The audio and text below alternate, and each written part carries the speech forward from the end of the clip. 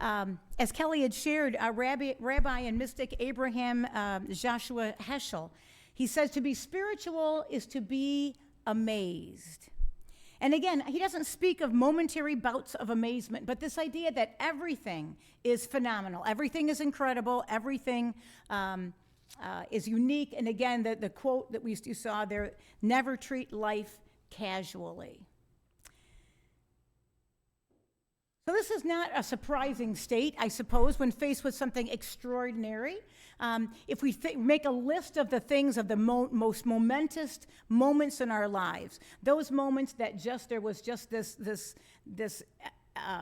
in a positive way of just this moment of ecstasy, of awesomeness, of recognizing just God in that spirit of everything, whether it was a beautiful thing that you saw or heard or did or smelled. I mean, all of our senses are always as part of that.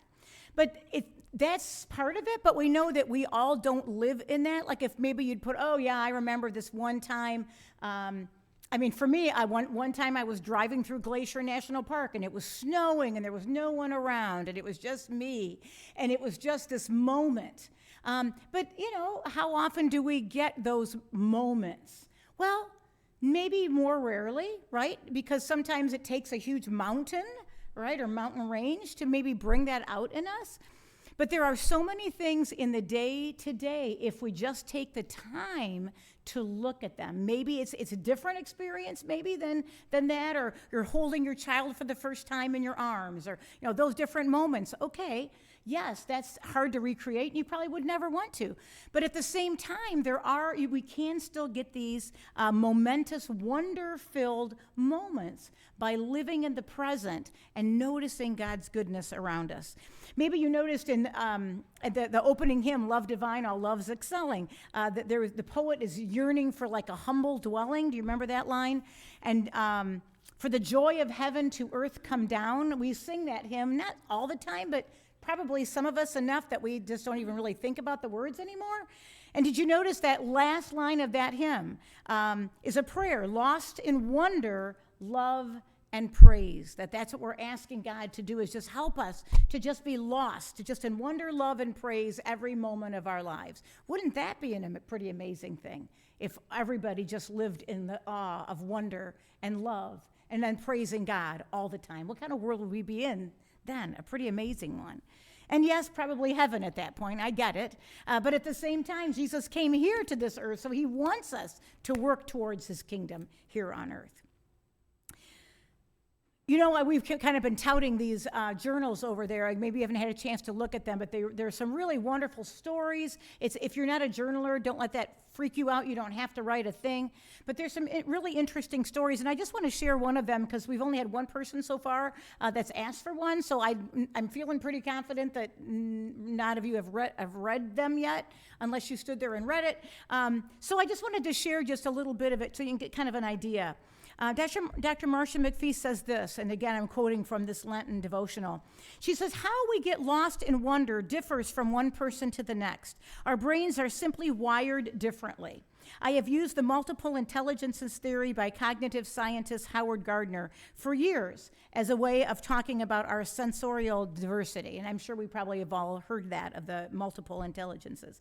Some of us are tuned in most easily to words, so think about that. Is that you? Some people are more tuned in or to music, respond to music. Some to visuals, some to space, some to movement, among just some of the intelligences. What moves us to wonder is connected to how facile the various parts of our brains are, based on our experience and our practice.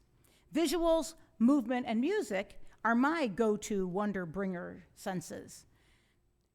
And so she continues, she says, I co-wrote a book about skiing and snowboarding as spiritual practice when I lived in the Sierra Mountains near Lake Tahoe. She's the woman that I went out 3 years ago now to a worship conference at Lake Tahoe. Those years of being on my skis in the stunning environment of that place was a magical feast for my senses. One night, while I was writing the book, I got the rare opportunity, because these journals have been several years in the making that she's been working on them. She says, one night while writing the book, I got the rare opportunity to ride in the snowcat machine that creates those delicious corduroy runs I adored.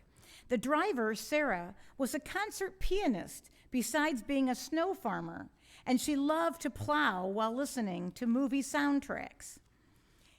And again, if you've been there, Ben was with me, and so in Tahoe, we rode up the ski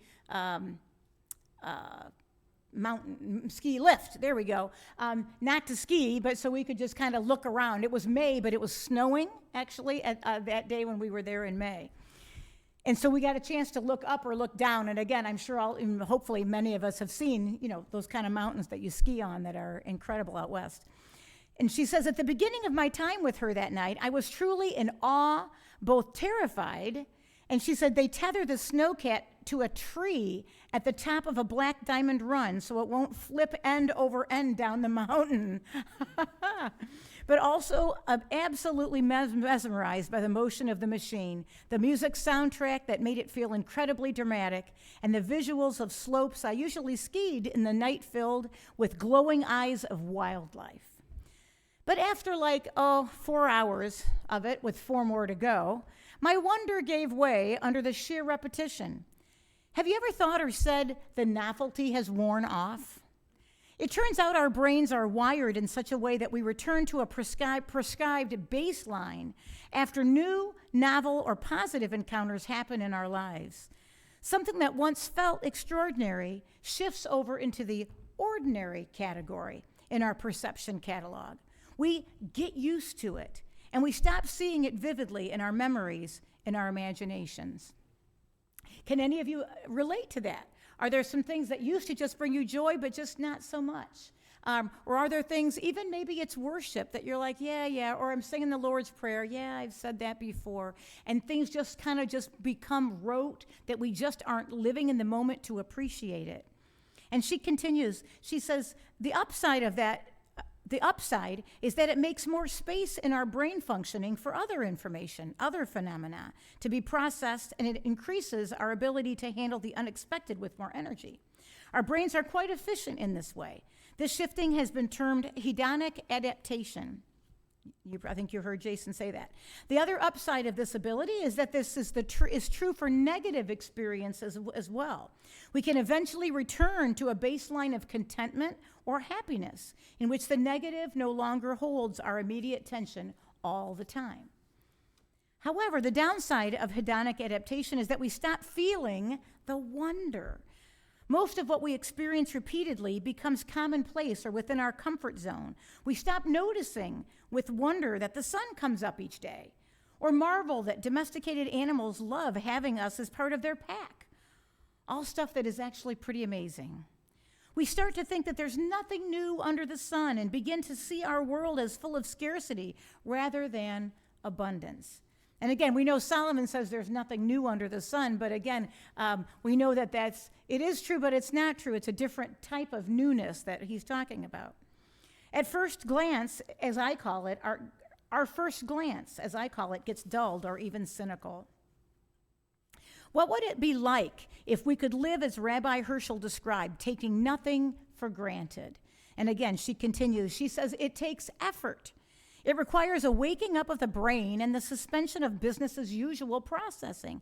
It takes practice, but the payoff is big. And again, I'm reading a large section of this today because this is kind of setting us up for the next 6 weeks that what we'll be talking about. If we come at life with wonder rather than cynicism as a first response, it is possible that we might notice the amazing abundance, amazing grace, amazing transfiguration, and transformation all around us. And she quotes Psalm 139, for all these mysteries I thank you, for the wonder of myself, for the wonder of your works, my soul knows it well. Our Old Testament readings that we shared today that Kelly had read, they reflect similar type of thoughts and gratitude as well.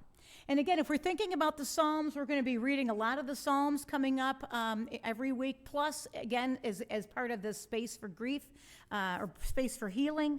But we think about that. We started it on Wednesday also. That it's probably from the end of the Great Exile and the beginning of the return to Jerusalem and the restoration of the temple.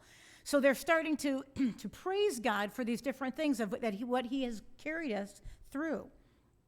And they speak these great psalms of the constant opportunities every day that all of us have to reflect on the marvels that God has done for his people. And again, many marvels are obvious, but some are not. And so we need to recognize that there are continuing miracles out there. And somewhere we learned that miracles aren't miracles if we understand what happened. But, there was a time when the end of a drought was a miracle. And then now we maybe know more meteorology, so we know, well, maybe it wasn't like a miracle as the Old Testament maybe would have explained. But yet, when you are parched and desperately in need of water, there's a drought, that is a miracle, that water comes to you. Or it's the same thing with to find sustenance. If you are truly hungry, then that food is miraculous no matter where it comes from. Psalm 139 is another one that Kelly read for us. And again, we kind of often will read different translations of that. The translation we maybe more often read is, I praise you for I am fearfully and wonderfully made, right? There's even books of that title, Fearfully and Wonderfully Made. And I think that provides comfort, at least I pray, for those who maybe have trouble with low self-esteem, those who feel shame, those who have self-loathing, that we can look at ourselves no matter how we feel about ourselves, that God has examined me and God knows me and God loves me. Each and every one of us can say that. Wonderful are your works, the psalm continues, that I know very well. Dr. Ben Hensley shares this. He says, those words can reassure us as well. And they are an invitation not only to tolerate my sense of self, but to embrace how I might be a wonder that God has made. And we, I think, as a people, as a society, as a culture, have lost the ability maybe to see how we are a miraculous creation of God. Now, you may disagree with me. You go, well, all you got to do is turn on Instagram, and you got all kinds of people thinking they are the most wonderful creation ever made, right? So we have to find that balance, right, of giving God the credit and also acknowledging that it's not just me, that I have these gifts, but that we all have these gifts. Why is that important? So that each and every one of us can value each and every person, no matter how different they are from us, no matter how their philosophy is different, their lifestyle is different, their physical attributes are different, that we can see Christ in every single person, that we can thank God for that wonder. Again, the Bible uses the word wonder in many ways, but the predominant use is the wonders of God in the Old Testament, and in the New Testament, the wonders of Jesus, the miracles of Jesus. And certainly, as people encountered Jesus, they were interested in signs and wonders. Wouldn't you be if you met this man or you'd heard of this person who could do these things? But again, in the next weeks, as we're talking together about awe in general, but different types, wonder, curiosity, meaning, we're talking more about a state of being. So we're not lessening all that Jesus could do, but we are looking at the perhaps more mundane definition, but that it's not an anomaly, but that it's a state of being, to live in a sense of wonder. And again, Kelly already mentioned that living in a sense of wonder can help with depression and anxiety. It can help with isolation. I mean, all these different things. Again, Rabbi Herschel, to quote him, to be spiritual is to be amazed. And again, we even read that it was spiritual, that Jesus was amazed. In Matthew 8, we have that account of the centurion who comes to Jesus with great faith that Jesus could heal his daughter. And again, when Jesus heard him, he was amazed, and he said to those who followed him, "Truly I tell you, in no one in Israel have I found such faith." And they used that word, amazed. Jesus was amazed to find that a non-Jew showed such faith.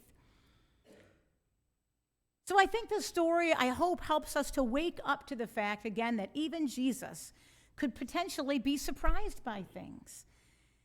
And how much more could we be amazed if only we came at life with wonder instead of cynicism, right? Oh, been there, done that. Oh, especially, I don't know, our kids do this maybe, but I think we do too. I want to like look cool, so I'm not going to act too interested in, how did that happen? Whoa, look at that, right?